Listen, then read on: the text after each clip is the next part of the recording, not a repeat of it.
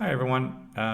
In this video, we're going to be talking about the independent essay brainstorming strategies that you can use because I work with many students reviewing their essays, not only in terms of the grammar and sentence structure and the vocabulary range, but what I do see a lot of students struggle with is coming up with ideas that they can use in their body paragraphs. So we're going to go through a couple strategies that I share with students. So first of all, keep in mind that when you are reaching the writing section, especially the independent essay, at that point you've probably spent about 2 hours going through with the reading section, the listening section, and then the speaking, and getting through after the integrated essay where you have the text and the lecture. And this is your last task on the exam. When I've taken the test, by this point, I probably had a migraine and just really wanted to finish the test and move on and do something else. So when students tell me that they were tired or exhausted and they had a long day, actually I try to remind people that that's actually the perfect condition for practicing your writing, because you will not have the writing section at the beginning of the test. This will be at the end. So if you're having a hard time concentrating or focusing, that's actually okay, because that is more realistic for the exam conditions. Okay. Overall, in terms of like how could you structure the essay itself overall, it is a 300-word minimum essay. I recommend structuring this with 4 paragraphs. The introduction, body paragraph 1, body paragraph 2, and a conclusion. These are some word counts that can get you across that minimum, at least 320 words or so. And if you are able to develop a little bit more, 400 is an okay target as well. Beyond that, I think you're running a risk of having too much content. And if it takes you a long time to proofread, or you run out of time to proofread, then it's not worth having like too much content on the screen. That becomes a liability if you don't have a chance to fix everything. So I think it is a little bit safer if you can have a manageable word count that's above the minimum, but not exhaustive or not an extreme amount like 500 words, 600 words. I don't think that's worth it. Okay. Now, in terms of being able to type that amount, I would recommend that you work on your typing speed. So this website, 10fastfingers.com, is a great way to detect some of your strengths and weaknesses for your typing. If you're only using like a couple of your fingers, try to figure out how you can maximize that and get faster. There are also on that website where it says custom typing test, you can include an part of an essay sample that you could paste in there, and then increase the duration. Instead of just a 1-minute test, you could increase this to about 10 minutes and then see how much content you can create in that amount of time. And if you learn some possible template phrases to structure how you're organizing your paragraphs, that can help you speed things up a little bit. You can even use this custom typing test to make a list of your most frequently misspelled words or typos, so that you can keep working on your accuracy. So the faster you type and the more accurate it is, that will help you create content, and then go back and that will lighten the load when you're proofreading as well. Okay, but in terms of like brainstorming, I want to get into some of the strategies right now. So let's take an example prompt. For example, this one that says, do you agree or disagree with the following statement? For success in a future job, the ability to relate well to people is more important than studying hard in school. use specific reasons and examples to support your answer. So the first thing I would do is make sure I understand what are some of the key words that are in this prompt. So those would be, for example, success, the job, relate well to people, more important, studying hard. Okay, so what this then forces me to do is look at kind of what will be my two positions here. If I agree, what does that mean? If I disagree, what does that mean? And also potentially what could be like on topic, off topic. So for example, here, like if I agree, that means I think that relating well is more important for success. If I disagree, that means that I think that studying, study skills and knowledge are more important. In terms of being on topic, this is people skills at work, or this is about study habits. And what could be considered off topic is we're not talking about people skills with our friends. We're not talking about people skills as a parent with children or with our family members, brothers and sisters, or our own parents or relatives. And we're not talking about people skills within like dating or a relationship or a marriage. So we're really just focusing on people skills at work, within a work environment, working context. So I think that helps because many times when I'm looking at essays, I notice that the examples being given are not actually related to the keywords in that prompt. So I think it helps as a mental exercise as you're looking through these prompts to make sure that whatever you're going to come up with for your brainstorming is going to be on topic and directly related so that you make sure that you are answering that question. Okay. And it's also helpful to clearly state what is that position if you agree or disagree, or if this is an essay topic about a preference, then understanding like if you prefer X or you prefer Y, kind of start listing out those ideas.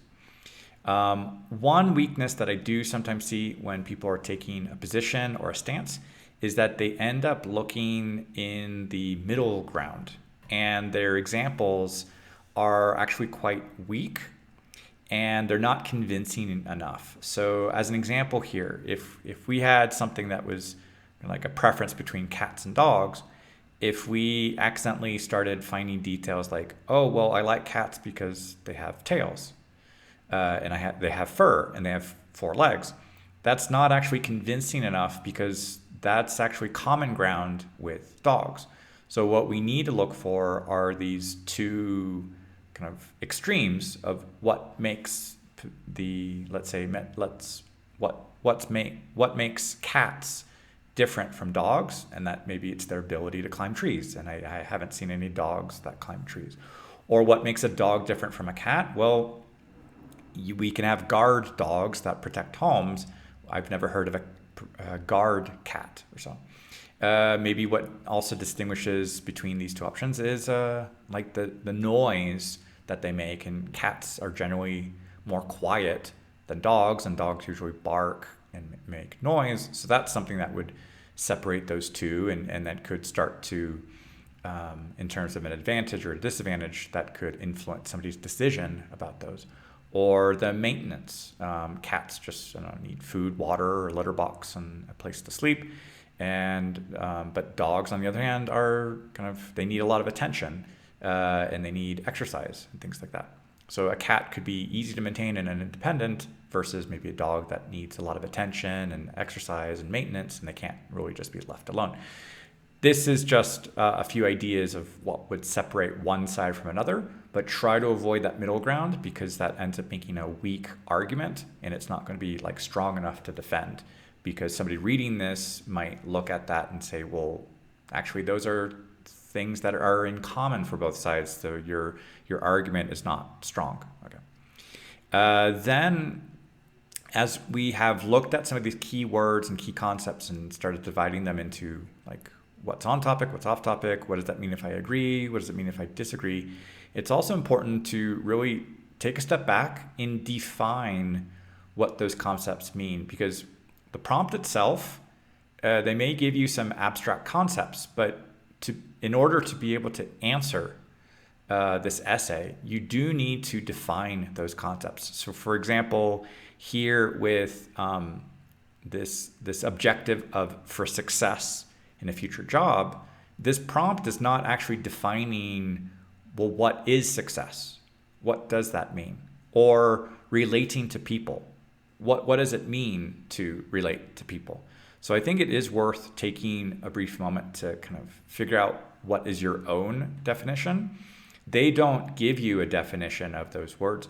So it's on you, it's within your responsibility as a writer to kind of define those key concepts and how you are interpreting them for the sake of this essay. Okay, so if you look into like what's your definition of success, it might relate to, well, is it money? Is it responsibilities at work? Is it getting a promotion? Is it having some control or influence or power? Is it having an impact? Is it job satisfaction? Is it your happiness and kind of your life-work balance? Specifically at work, maybe this is an increased number of sales. Is it your ability to help people, help customers and clients? So for you, what is success? And that is going to affect how you develop your essay and the ideas that you come up with that respond to that. So based on how you define success, that is going to have an influence on the examples you come up with. Okay. Also, since this topic does include some comparatives, such as like more important or relate well, we need to be able to kind of measure those abilities or measure importance. So for example, on a spectrum of like relating to people very poorly, moderately, well, very well, how do we measure that? And that the criteria you use will also influence kind of how you develop that body paragraph and the example you use in there. Also, if we're looking at like study hard is less important than relating well, how exactly do we measure importance? How do we measure that impact, specifically with the goal of achieving success? So these concepts, they may seem obvious at first when looking at the prompt, but it is important to kind of define them, and there isn't exactly a right or wrong way to interpret those words. But if you can share your interpretation, perhaps in your introduction, then this will help your reader kind of see the framework that you are going to be using within your essay. And this is just a 30-minute exercise, so it's not going to be researched and a rough draft and edited and a final draft within like a whole week. You just have to be very kind of have a clear, limited scope of what are these variables that are going into your essay and how you define these terms for your own purpose of writing, and also for the reader to interpret your essay and to see if you're doing that effectively. Okay. So once we start understanding these terms and these concepts that are there in that prompt, then we want to start looking at kind of a character that we can throw into a little anecdote or an example to illustrate the point we're trying to make within our body paragraph. So for example, what would be the best possible example of a person who relates well and who is successful at work specifically because they are relatable? So if you watch any American movies in the past 30, 40 years, you will see that like this actor, Tom Hanks, is a very famous kind of relatable actor, and he does portray a lot of relatable characters who people like. So imagine if Tom Hanks was a character in your essay and you created some little anecdote about him. Like, what is it about that person that would illustrate what you're trying to make as your point? So for example, you could say he's charismatic and makes a lot of sales, and that charisma and that ability to relate to people, or to get to these details of what does that mean to relate to people. Maybe this is a team member who's very supportive and helpful, easy to get along with. Maybe somebody who is empathetic, who listens well and understands others. So if you can try to picture a person and visualize them going through with this anecdote, that can also help with your body paragraph. If you're kind of stuck on thinking of that best example, another way you could try to approach this is to look at like the worst case example. So for example, if you had like a murderous sociopath, like the Hannibal Lecter, you start looking at some of these characteristics of what is it about that person that would make them like a very poorly relatable. So they're socially awkward, or they're a misanthrope, or it's somebody who complains and argues or gets into fights with people. They're always in a bad mood, and that kind of ruins the atmosphere at work, or they're just really difficult to get along with. If you have a picture of that kind of a person, then what would make the opposite of that? So sometimes you might get stuck on looking for the best case, but maybe you can approach this from the worst case and then get a couple characteristics that are there, and then look at this opposite. So you might need to pivot and approach this from a couple different angles. You might not come up with that great example at first. You might need to kind of look at this from a different angle. Okay. Then in terms of that like anecdote, or little example that's going to illustrate the point you're making, here are some elements of storytelling. We usually have a character in a context, so a time, a place, there's a mood, an atmosphere. This character probably has some personality, a backstory, some motivation, a purpose. There is a decision that they have to make to resolve a conflict or solve a problem that they're dealing with. They might go through a series of actions that initially fail, but that creates a little bit more tension in the story. Finally, they find out a solution that will work. This reaches the climax of that story, and then we reach a resolution. Now, this is not a class in kind of fiction and storytelling, but a few of these elements, 3 or 4 of these things, can help add to your anecdote, the illustration you're making. So for example, if we took, let's say my friend's experience is a compelling example of this, and let's say that we did say relating well is more important than studying. So we could say, I did have a friend who was a good student at school and tried to apply that academic mindset and those study skills, but maybe they failed. Maybe that wasn't enough. Then they had to realize that they needed to do something different. So let's say the solution was working on their people skills and being able to relate to people, relate to clients or customers. So maybe this person was not good at listening to customer needs.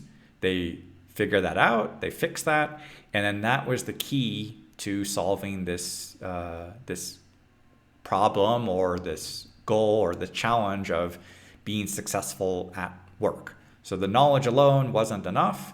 This person had to learn people skills, and once they figured that out, then they not only made sales, but then they became the lead salesperson on their team.